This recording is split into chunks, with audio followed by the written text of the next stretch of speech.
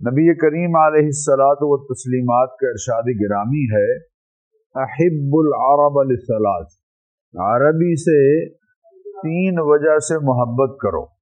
احبو، محبت کرو تم، العرب، عرب سے، لثلاث، 3 وجوہ کی بنیاد پر۔ فرمایا لأنی عربی، پہلی بات تو یہ ہے کہ میں عربی ہوں۔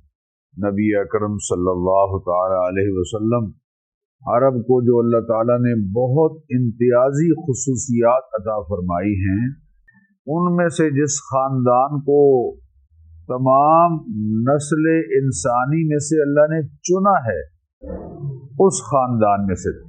تو پہلی بات حضور نے فرمائی کہ لأنی عربی، میں عربی ہوں، اور دوسرے فرمایا لغت القرآن عربی، قرآن کی زبان بھی کیا ہے؟ عربی ہے۔ اور تیسرے فرمایا وَلِسَانُ أَهْلِ الْجَنَّةِ عَرَبِيٌّ، اہل جنت کی زبان بھی کیا ہوگی؟ عربی ہوگی۔